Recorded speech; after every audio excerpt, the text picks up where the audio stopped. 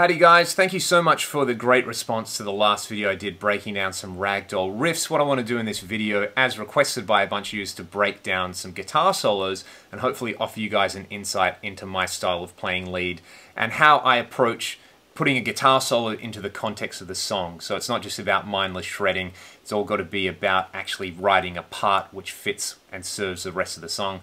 Let's dive straight into it. We're going to start with the song Save Me. I will put up a link to all my music in the video description. If you haven't heard the songs yet, go check them out. You might dig them, and if you do dig them, hopefully this lesson is illuminating. Okay, I've broken down the rhythm part for Playing God. Let's have a look at the guitar solo. The section that precedes it is essentially kind of like a halftime rehash of the main riff, but I'm playing off 10 and 12 on the A string and the D string. So with a wah, which I don't have connected at the moment, but...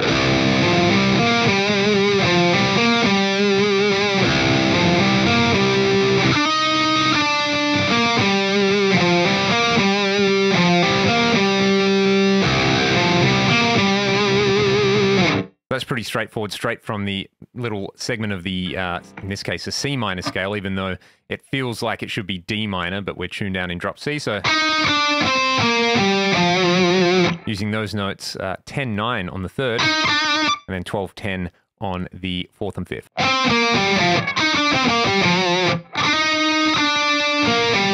And that is a little lick there. Then I do this kind of Paul Gilbert-inspired string skipping thing where basically what the chorus of the song is doing is the first chord, instead of being C minor, it's C major. So, and I play this voice.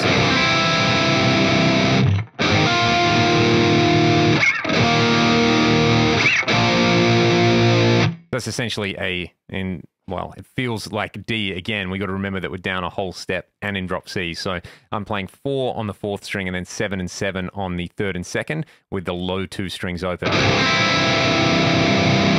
And then the next chord is this guy, which is the 8th on the low 2, the 10th on the 4th, and the 12th on the 3rd.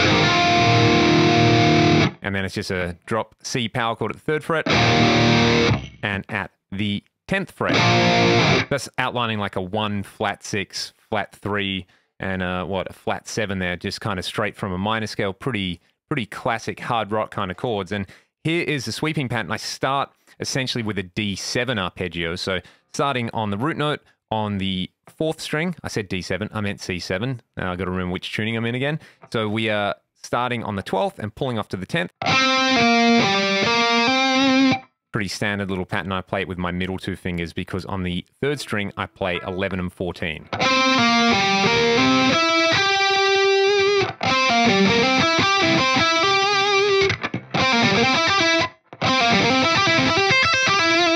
And then I'm going up onto the 1st string on 10 and 14. So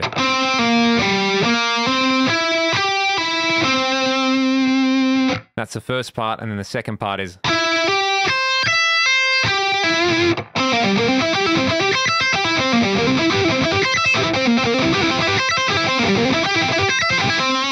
So pretty Paul Gilbert inspired right there. That's straight from his little handbook of string skipped arpeggios. But then what I'm doing is I'm grabbing the 13th on the 2nd string.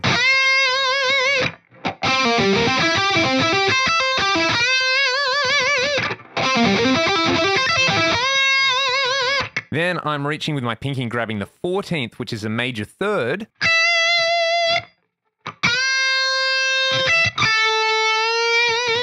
And then I'm going to the 12th, which is the 6th. So sort of like I guess a Mixolydian idea so far. And I'm bending that one up by a semi-tone.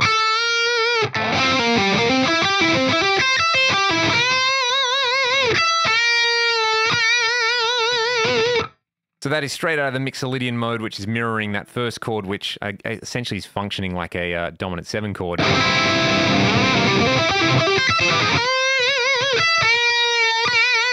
Then I'm playing this lick, and I never play this the same way twice because it's just kind of one of those schizoid things, like a real nervous twitch. Basically, the outline is from the minor scale.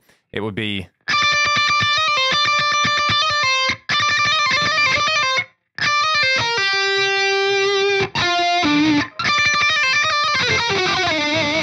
And then I'm adding the flat 5 from the blues scale. So the notes are like so. And then I sort of, it's really hard to explain. It's hard to play it at a slow tempo. It's actually easy to play it fast. Something like that. I would encourage you to just kind of come up with your own kind of lick. I'm using a wah on this, and it doesn't have to be super clean. It's just got to have some attitude. So, and then this is the Zach Randy inspired part of the solo, where I'm playing this little arpeggio fragment, which essentially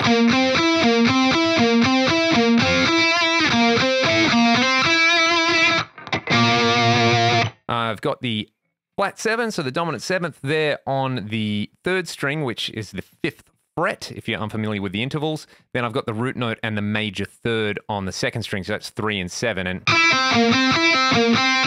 that's the little pattern there. Then I'm reaching up and grabbing the 8th fret, which is the 4th degree of the scale, and coming back down onto the 7th. So 2 parts. And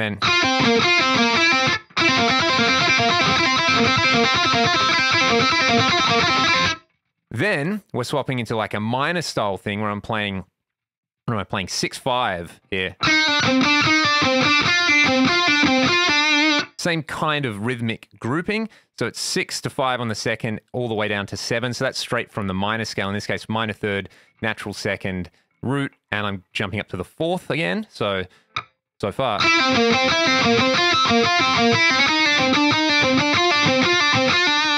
And then I'm kind of repeating this pattern that I started with, but I'm moving it up so that my middle finger is sitting around the 10th fret on the 3rd string. So this is like a Dorian-inspired idea.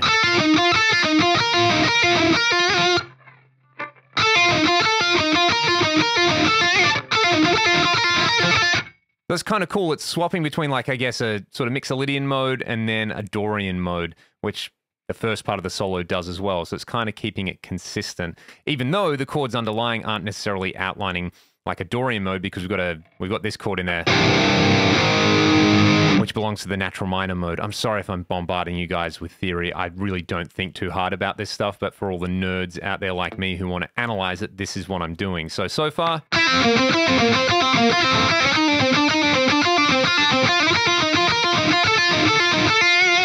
Sorry, so that one actually starts 13 down to 10.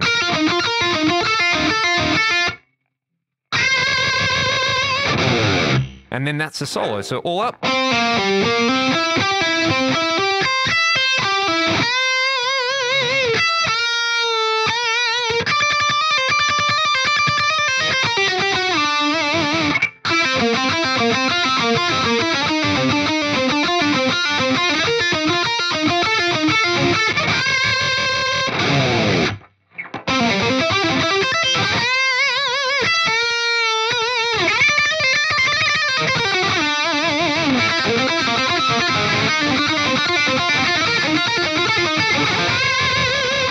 And that's a solo for playing God. Use a wah, and it's like an insurance policy against being sloppy, and add some delay as well, like I do, and no one will be able to tell that you're not nailing all the notes. All right, let's have a look at the solo for Save Me very quickly. The chorus part of this song is super simple.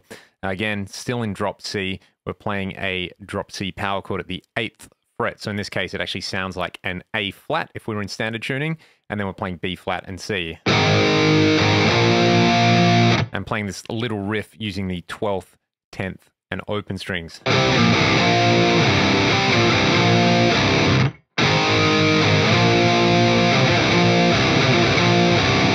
And the second part of that then goes...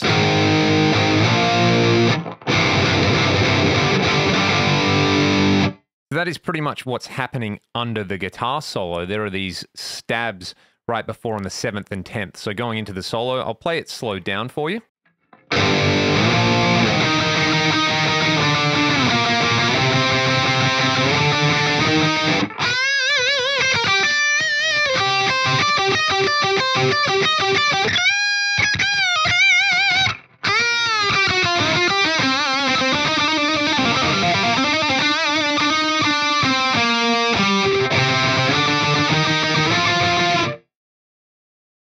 this is probably one of my favorite solos that I've played, not just on the record, but I think in general, because it kind of combines the melodic approach that I really like to listen to with a couple of little whittly, shreddy things and some aggressive bending. So the start of the solo is pretty straightforward. We're starting on the 8th fret on the A string, the 10th fret on the G, and playing octaves. So we would then play that. So this is basically, we're playing the minor third.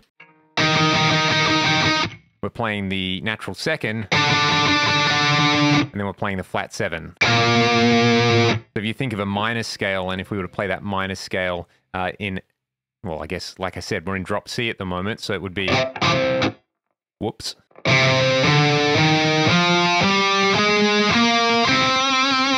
So I'm outlining, and then playing in his octaves. And then I'm playing octaves from the root, second, and minor third. So that would be, again, octave at the, using the reference of the A string, 8th fret, 7th fret, and 3rd fret. And then 5, 7, 8. All up. And then we have a minor pentatonic lick here, which is simply bending the 13th, playing 10 on the top string, and then 13, 10 on the second string. And then I'm grabbing, this technically is from the minor scale, I'm grabbing the 12th, and I'm just shaking it a bit, so. Then there's this little pedal tone lick, so I'm pedaling off the 10th on the second string.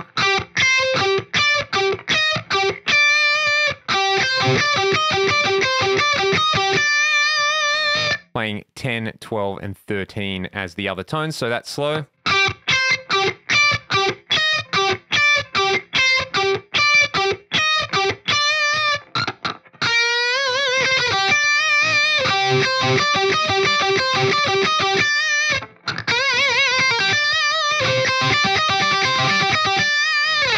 Then I'm going up to the 15th fret, so this is the 4th in the scale, but I'm bending it up to the 5th in the scale, which again is a really common kind of blues thing. So bending 15 on the top string all the way up, so that it sounds like the 17th. And then I'm sort of doing the old Steve Lukather trick where I'm adding the flat 6 by bending and then using my pinky finger to play the 16th. So.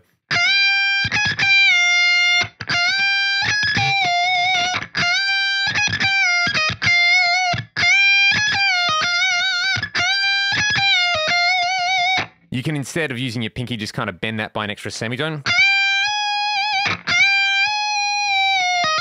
which sounds absolutely atrocious. That's why I like to use my pinky. Then we're doing a blues scale thing. I'm bending the 10th by a tone and a half. So this is taking the 5th to the minor 7th. And then playing down the 5th, flat 5th, and 4th. So this would be, what, fret 10, 9, and 8.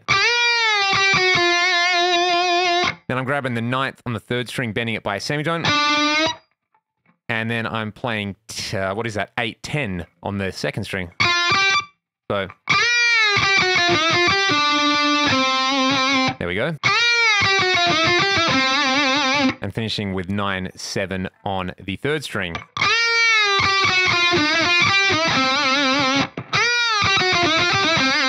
It's kind of like that lick that Jimmy Page does in Whole Lotta Love. You know, the...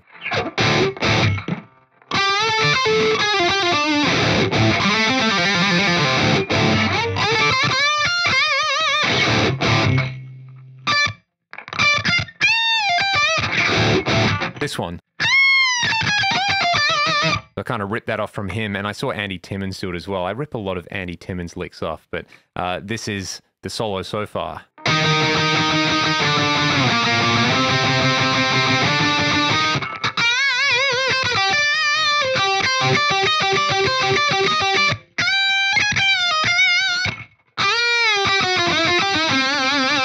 Then this lick was totally improvised and I had to go back and learn it, but it's pretty cool. It's starting on the 7th fret of the 3rd string, which is the root note, and then we're playing up the minor scale. That's a little sequence.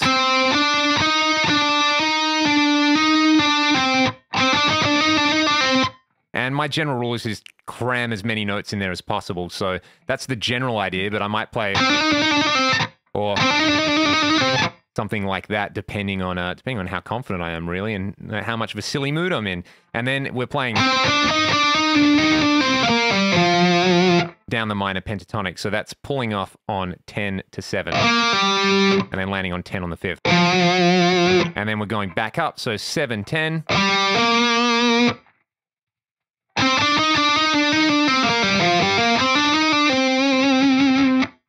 And then coming back down. So that's a little bit complicated. Again, I'll slow it down.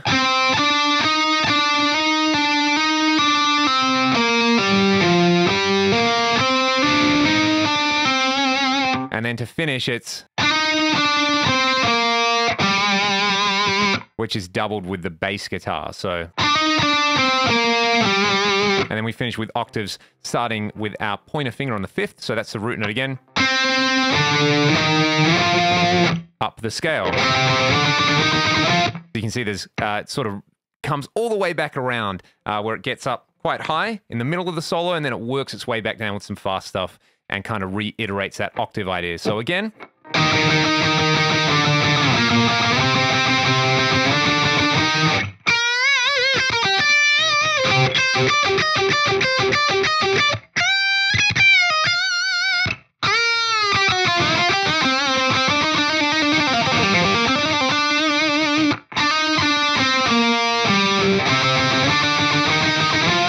And I didn't quite get that lick right before, did I?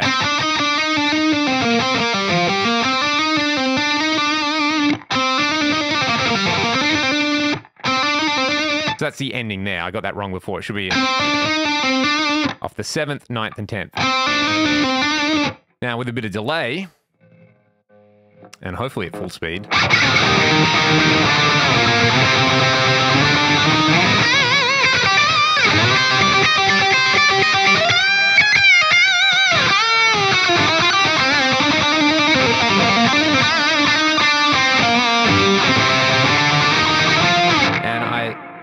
And I totally butchered that bend there. It should have been... I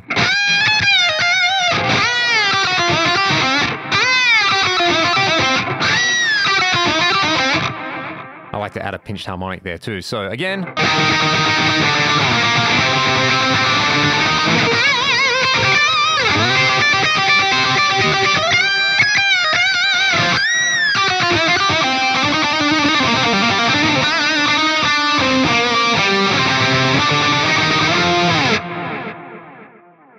And that is a pretty in-depth look at the solo for Save Me.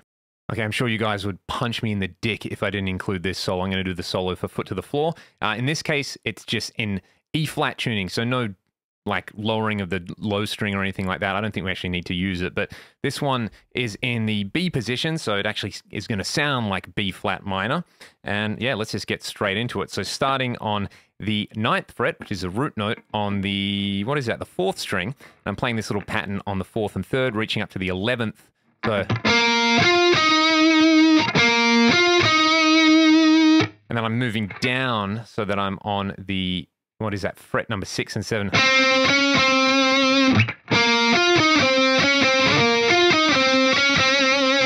So the inspiration for this part of the solo was essentially like, you know, 90s video games and like 80s kind of soundtrack music. I really wanted to get that kind of vibe happening there, or like anime soundtracks, you know, that...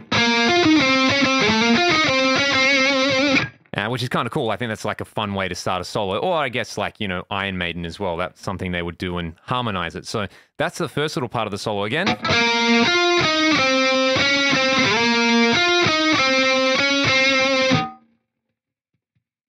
And then I'm playing from 6, 7, back to 6, and open.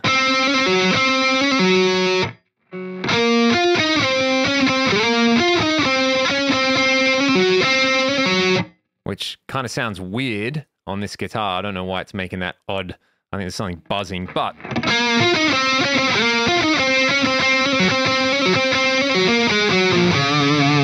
and then it's running down the minor scale, so to be, what is that? 9, 7, 5 on the 4th. And then 9, 5. Then I'm going from the 7th fret on the 5th string.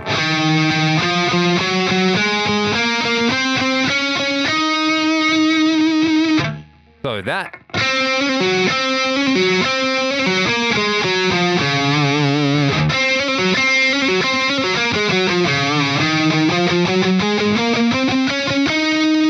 And then.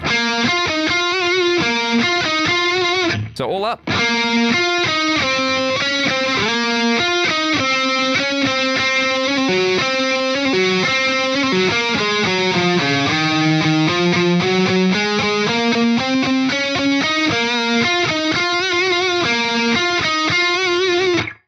The more I think about this, the more I think of like the cartoon Dragon Ball Z while I play this. Not that it necessarily sounds like it, but that's kind of the vibe I was going for. So while you're learning this solo, maybe watch some classic DBZ episodes. I would highly encourage it, especially the Frieza saga. Man, that stuff still makes me emotional. Anyway, moving on. Then we've got the second part. So I did break this lick down in one of my weekly Q&As, but I'll do it again. Hammering on from the 7th on the top string up the minor scale. So 7, 9, 10 and back, and then pulling off from 10 and 7 and back to 10 on the 2nd string.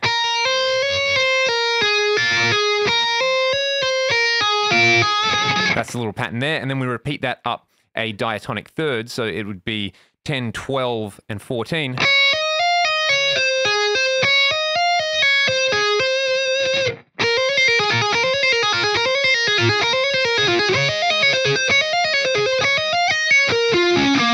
And then I'm just sweeping down a B minor, even though it sounds like B flat minor because we tuned down a half step. I know I've been saying that the whole time. But anyway, that is 14 to 10, and then 12 on the 3rd.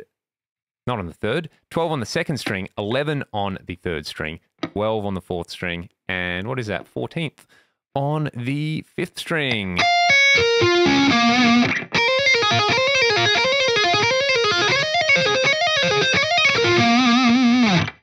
Then, this is the Super Racer X part. I'm starting on the 9th fret, the root note, and I'm playing this very Paul Gilbert. It's like the Paul Gilbert sequence. I'll show you the sequence.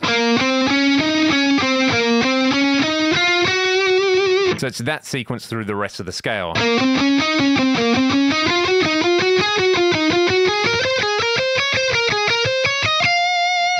Then we're going to move up a position onto the 12th. Move up a position again. And then you're going to bend this top note.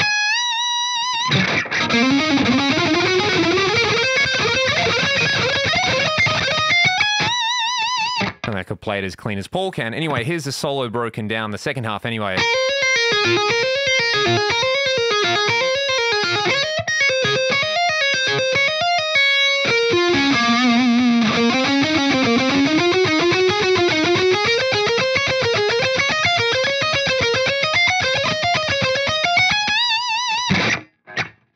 I need delay. All right, let's try the whole thing.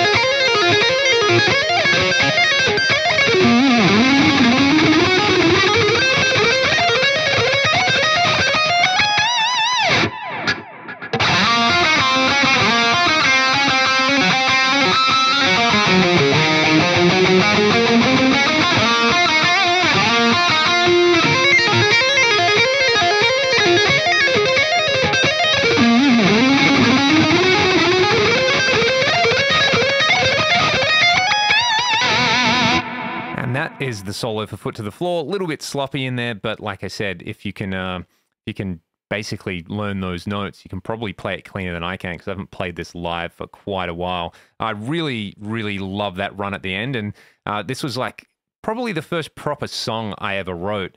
And when we went into the studio the first time around to record this, I was really unhappy with the solo that I played, and we actually went back a few years later and retracked a bunch of the guitars, basically because my buddy Troy had bought an awesome old Marshall. We were like, let's just retrack the guitars for Foot to the Floor. And I was like, if we're going to do that, I'm going to redo the solo. And I really wanted to get those sort of Racer X licks in there. And I was pretty happy with that. So yeah, watch like an episode of Dragon Ball Z while you do that, or watch Paul Gilbert's Intense Rock and learn all the licks on that, because that's pretty much what that is, especially that last run. It's so much fun to play.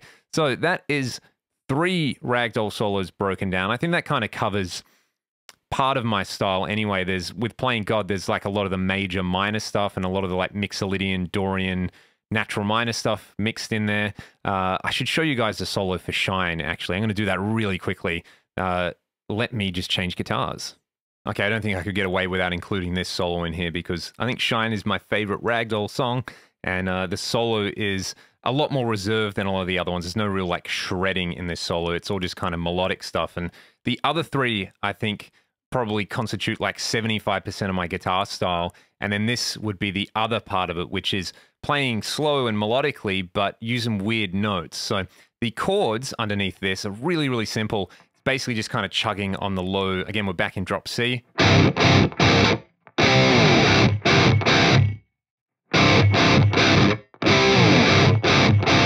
And then it's going.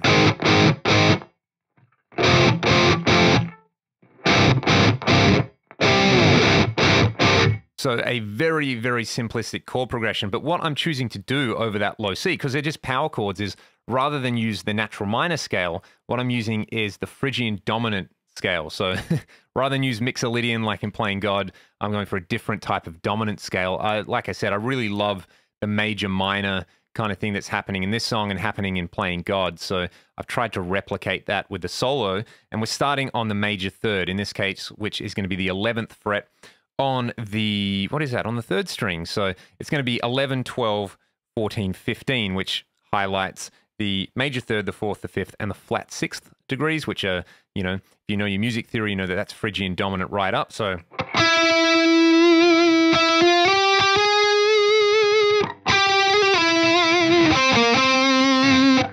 all of that. Then I swap fingers. That's the first little lick. Then I'm doing this where I'm basically holding down like a major triad off 12, 11, and 10. And then I'm grabbing, again, the flat 6 on the top. And the 4th here, so...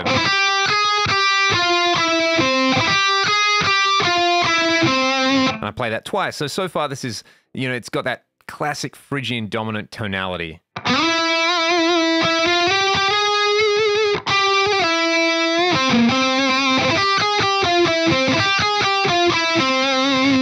Which to me is, that's my Ritchie Blackmore influence showing through. This, I really wanted this song to sort of have a little bit of that rainbow Stargazer vibe about it. I mean, it's an epic sounding song, and some of my favorite songs are songs like Stargazer and Gates of Babylon, so kind of wanted to tip the hat to Ritchie there. Then, when it moves to the flat 6 chord, I'm going back to natural minor, so the little lick is off the 9th, bending it by a semitone.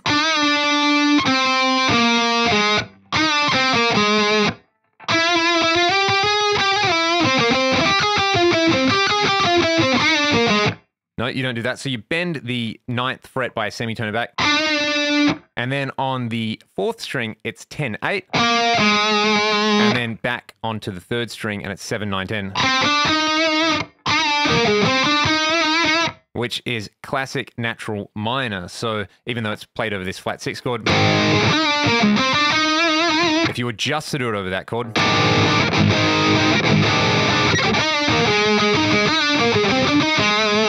it would sound like a Lydian lick. Again, if you know your theory, or if you don't know your theory, don't worry too much about it. Just worry about playing the notes and it'll sound cool. So far.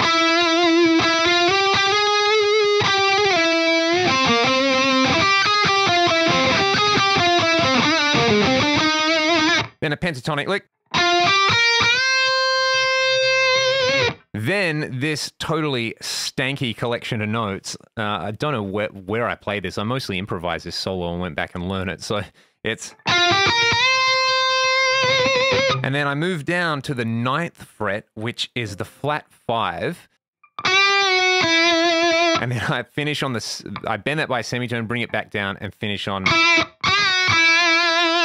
which is the major 3rd. So that's as it goes back to this chord. So over these 2 chords, I'm using natural minor, and over the main chord, I'm essentially using, well, I don't know what the hell I'm doing there, just adding the flat 5, landing on the major 3rd. I'm thinking of it as Phrygian dominant again, so...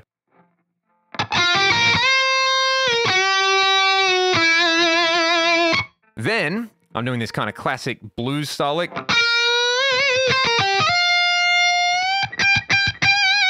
So bending the 13th.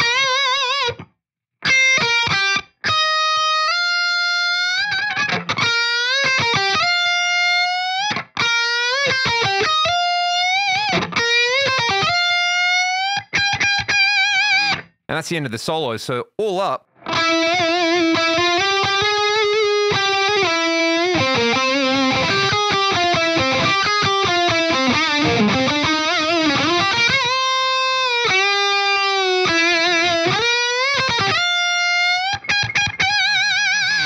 Just be careful with the pitch at the end. I've been overbending a lot, I apologize about that. So the idea there is, yeah, going for something that's going to really set the guitar solo apart from the rest of the song, going for that Phrygian dominant, that really exotic tonality there. Then the solo kind of switches back into a natural minor thing, which sounds, I guess, like in sync with the verses and the chorus of the song.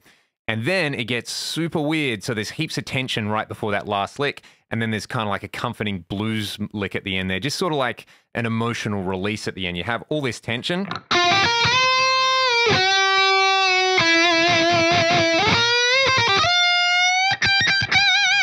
I kind of wanted to capture that same thing that singers do, you know, when it almost sounds like their voice is going to break or that they're crying or something. So that's what I was really going for with this solo, with a bit of delay and at speed.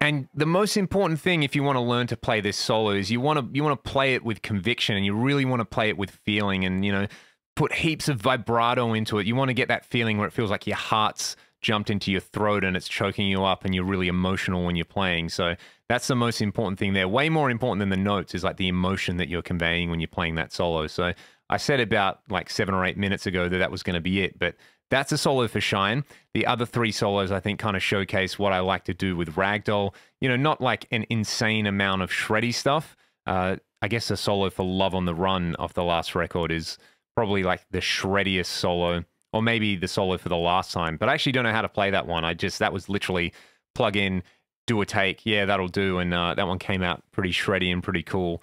But yeah, I think that kind of covers like my soloing style with Ragdoll. If there are songs that you would like me to break down in another installment of this, I'll be more than happy to do this. I was so chuffed with the reaction that I got to the first video that I did that I'll definitely do some more of them. So thank you guys for watching. I hope either, you know, it helps if you want to go and learn the solos, or most importantly, I hope it inspires you to sort of think outside the box a little bit with your solos and gives you some cool licks to play around with. Thank you so much for watching.